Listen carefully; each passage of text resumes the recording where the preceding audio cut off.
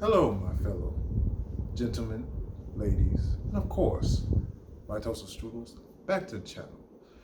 This is your host with the most, A.K.A., also known as Nelson.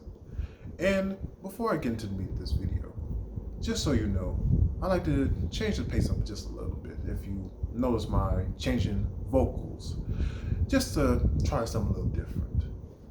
But with all that being said, let me get to my disclaimer. First and foremost, please stay hydrated with water, good H2O if you will. Second part of my disclaimer. For those newcomers and oldcomers, typically speaking, I like to get into the gist of my thought process in the first 5 minutes, because I do understand not everyone has time to spend more than 5 minutes, typically speaking, on YouTube. And usually people's attention spans are not as well developed as most likely to digest the content which I may provide on here. However, I truly appreciate those who stay here for the duration of the video, which I'm thankful for. With all that being said, now let me get to the meat of this video. And today, I wanted to somewhat continue off of something I had brought up in my previous video, which was titled, Is Dildos / Strap-ons sus? And in that video, I mentioned towards the end of it, in regards to possibility and probability. And I thought to myself, this is something of a subject matter I've been wanting to discuss for a very long time. Because I feel, well, besides feeling, I could say that, probably later today, I can say with certainty there has definitely been evidence that would suggest that most people, well, not to generalize necessarily, but I would say this, a good portion of people on the internet, all over social media, may not fully understand the difference between probability and the possibility. So let's break these two terms down before we get into them. First and foremost, probability.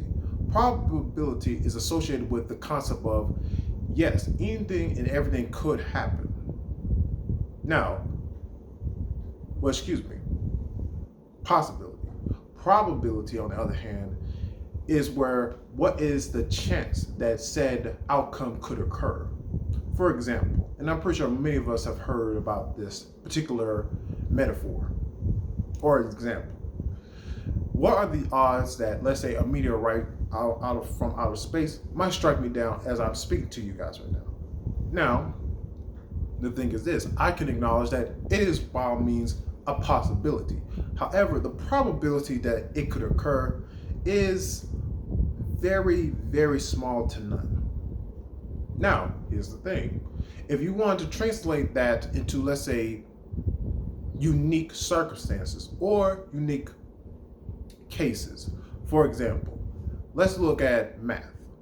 If I wanted to teach math all over the world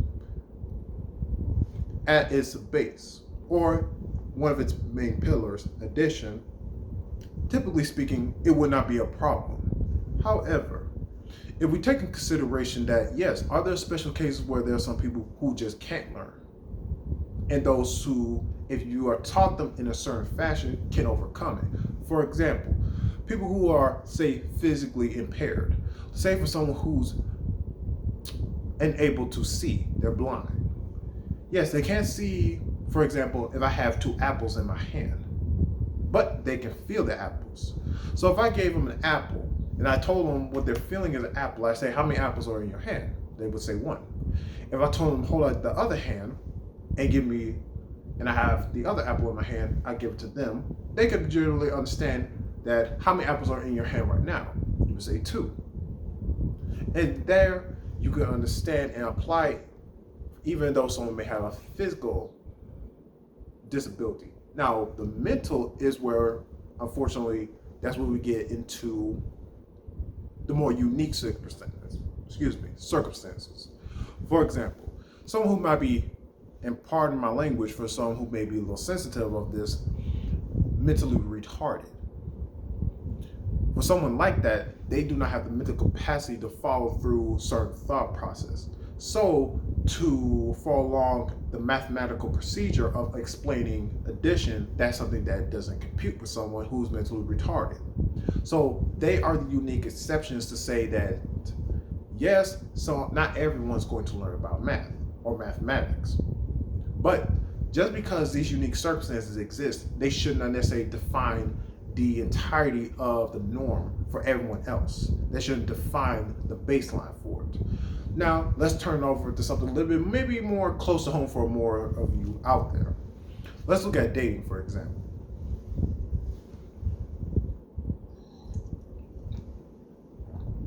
Or not necessarily dating, but more so just the concept of how you build relationships or how you're supposed to go about establishing relationships. But let's take it in the realm of romance. And I would like to believe when it comes to ladies, one of the main issues when it comes to the desire in trying to have a firm understanding of how do we truly build relationships with the opposite sex, the problem becomes from what I've perceived, and by all means, please share in the comment section below if you feel a certain type of way what I'm about to say, is that you can take a certain unique case and try to spin it in a way where it should be the norm for a certain particular case of, or excuse me, not case, but a certain cast of women that to me does not translate well. For an example, if you're someone who prefers a significant other that has a certain amount of money or possesses the means to arrive at a certain income level in their lifetime, who has a firmly established career, someone who is well versed in the public, someone you would look up to, someone generally speaking in a way you would consider to be very masculine, very comfortable with themselves, very confident, very competent in their abilities. Now, inherently, there's nothing wrong with wanting that in a partner, by all means. It makes sense. However, the reality is this: with that desire comes consequences, or not necessarily consequences necessarily, but it comes with its cons, with all those pros you want to list for a partner. For example, if you happen to come across a particular channel known as the Fresh and Fit podcast, which I've been watching for a few days now, and I have to say congratulations to young men out there and put in the hard work and definitely have grown their brand up. And I definitely see them growing further in the future. And something that I truly appreciate about them is giving an ability to provide the space needed to have very interesting discussions, even though in nature are repetitive, but they're needed to be said.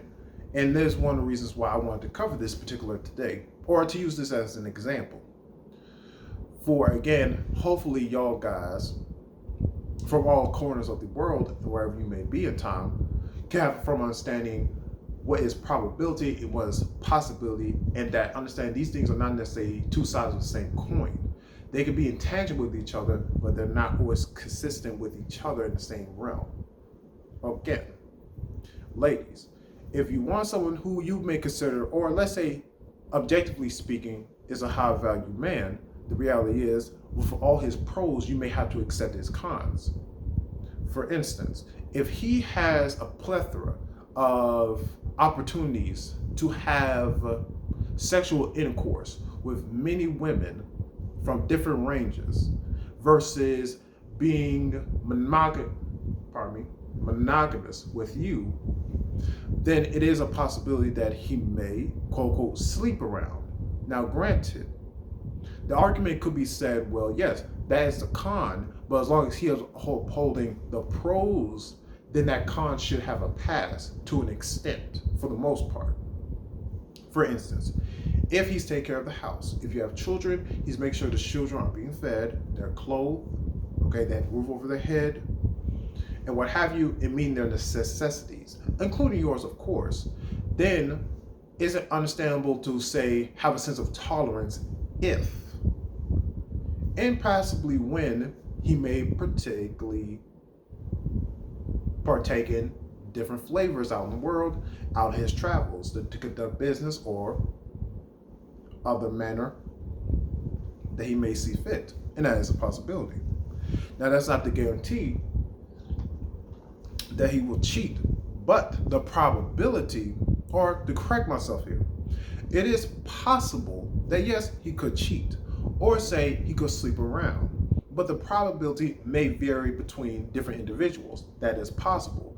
But let's take into consideration this. Not every man who might find himself to be a quote unquote high value individual would partake in those indulgences necessarily. However, I think it is fair to be said that if given the opportunity from a biological standpoint, it makes sense why. Because here's the thing. If you're attracted to competent individuals from a biological standpoint, you want that to be inherited into your offspring. There's something positive there that you want into future generations. Even if, let's say, you never want kids, that's still somewhere in your mind a positive you want to carry over. So it makes sense. But again, just because you may look at a unique situation where, well, hold on, he makes six figures, he's well respected, he's well received in the eyes of his peers, he's very hardworking, he's ambitious, he's a very monogamous man, he does not cheat. And here's the thing, if there's a relationship out there that works like that, then by all means, great for them, more power to them. But we have to recognize that even though that might be a unique circumstance with them, it's not the exact same. It should not be taken as the norm, or better yet, it should not be made as the new baseline for the norm that most society answers to, or the average man, or the average Joe, or the average Susie may have to find themselves in, because that's the truth. Great example I can give y'all real quick before I end this video. Say, look at my own person. Granted, I can understand that at the end of the day, as I'm getting older, because I'm 26 years old, as I'm getting older, obviously my value in the world has an opportunity to always increase. Versus when it comes to a woman, yours can fluctuate in a way it is different from mine. Because here's the thing, say in the sexual marketplace, my value can rise when it comes to how many women in a way that I'm dealing with. Say for instance, I don't necessarily need to have a huge body count, but if it's high enough to where it shows that I'm competent enough in the bedroom, that's comfortable enough for you to acknowledge that. Now here's the thing, if you flip that on its head when it comes to a woman, the thing is this, most men, I would like to believe, are not necessarily going to toss to the side if you're not a virgin, by any means. However, does it make sense that your virginity is very, very much important to a man? Because it's not necessarily the virginity in itself, it's more so the mindset that you saved yourself. You held a certain sense of integrity for yourself and for your future partner. So it's more in the realm of the mental versus the physical. And then on top of that, if you're not a virgin, we have to consider how many partners have you laid down with. Now granted, now some of us don't care for the number. Now for me personally, if I may say, I would say that to an extent I'm somewhat on that boat. But the exception I make for that is to say this. How many of those quote-unquote bodies have you had a genuine connection with? Or say, how many have you ever tried to have a genuine relationship with them? Say for example, if you and I are both at the same age, 26 and 26, and again, just again for those coming from my previous video, I've stated in that one, and I'm going to state here for newcomers, I am a virgin at this point in time. I have not kissed a girl. I have not had any sexual interaction with a lady like that. So here's the thing. I can personally acknowledge if my partner to be is not a virgin. Sure, that's fine. But let's look at this, and we're at the same age. If I'm 26, have not touched a woman.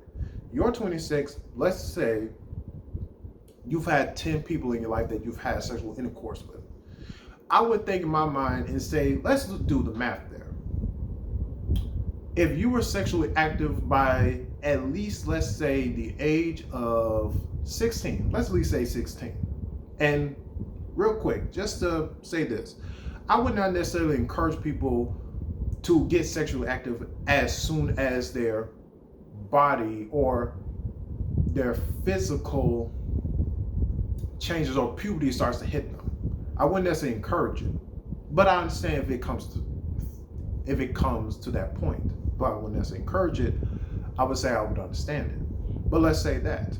So let's say if I did the math in my head and say, okay, so from 16 to 26, let's just say if I want to round it off to say every year you had one body, that would be very uneasy to me. Just one every year. And again, back to back to back. That would be very odd to me. As opposed to, let's say, let's add 10 years to our age. If I'm 36, you're 36, but you still keep the same number, 10 bodies, right? So then in my mind, I would consider this. Okay, then, and again, this is before you even give any kind of detail. This is just me working it in my head. So if I was to take, okay, again, let's look at 16. From 16 to 36, that's 20 years. So let's say one body every so, let me think, 2 years. Yes, 2 years. So every 2 years, that's not bad. That's not necessarily too bad. Then I would proceed to ask, okay then, how many of those bodies did you have a relationship with? And if you said only 3, I would think to myself, okay, 3 is not bad. 3 is a good number. And that gives me more incentive to say, okay, her body count may not be where I would personally be comfortable with. However, as long as I understand why she had established those relationships, what might have happened to dissolve those relationships, that gives me more footing to understand or give me more incentive to decide, do I want to carry this as just a relationship or as more so a stepping stone in my repertoire of sexual encounters? That's something to consider. But I would let you guys sit on that. And by all means, again, like I said, if I've said anything right now that has sparked any kind of interest in you, by all means, again, I ask you, give me in the comment section down below. Let me know your thoughts, your opinions. If you don't want to hit me on YouTube, you want to be a little more personal with me, I have no problem. Get at my Twitter, which will be in the description block, in the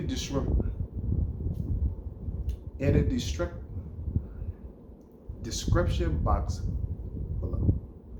With all that being said, ladies and gentlemen, thank you for tuning in, and thank you for everyone who views the content. I truly do appreciate it, and I want you guys to know I have been slacking as of late, and I do apologize for that. But I will not just say that apology, I will work with it. So, trust and believe. Please excuse that voice crack. Trust and believe. I will get back into the rotation. I'm bringing forth more videos as soon as possible, within the right context that I possibly can. Because I never want this channel to ever get to a point where it becomes busy work. I want to make sure that we both enjoy it. All that being said, ladies and gentlemen, my fellow toast strudels, I'll catch you in the next video. Peace, and I love y'all. Bye. Or kudos for some of y'all who know that.